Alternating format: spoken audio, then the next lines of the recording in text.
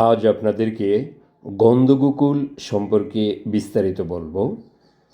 গন্ধগোকুল সাধারণত এশিয়া অঞ্চলে তাল, খাটাশ, ভোঁদর, নোঙর, সাইরেল বা গাছ খাটাশ নামে পরিচিত।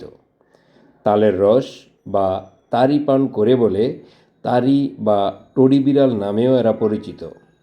এরা মাঝারি আকারের স্তন্যপায়ী প্রাণী। নাকের আগা থেকে লেজের ডগা পর্যন্ত 92 থেকে 112 সেন্টিমিটার পর্যন্ত লম্বা। এর মধ্যে লেজই 44 থেকে 53 সেন্টিমিটার।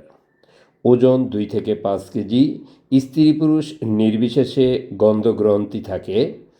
গন্ধগোকুলের দেহ স্থূল ও রুক্ষ, বাদামি ধূসর বা ধূসর কালো লোমে আবৃত। গন্ধগোকুল নিশাচর প্রাণী।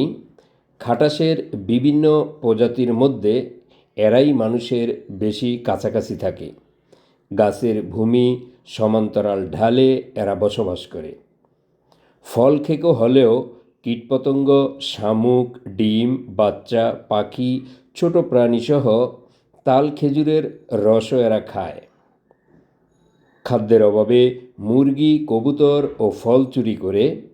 ইঁদুর ও ফসলের ক্ষতিকর পোকামাকড় খেয়ে এরা কৃষকের উপকার করে। গন্ধগোকুল বর্তমানে অরক্ষিত প্রাণী হিসাবে বিবেচিত। পুরনো গাছ, বন, জঙ্গল কমে যাওয়ায় দিন দিন এদের সংখ্যা কমে যাচ্ছে।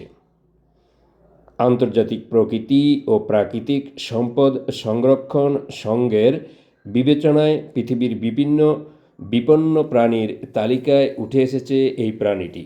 আফ্রিকা, দক্ষিণ পূর্ব এশিয়া সহ বিভিন্ন স্থানে বিভিন্ন প্রজাতির গন্ধগোকুলের বসবাস রয়েছে।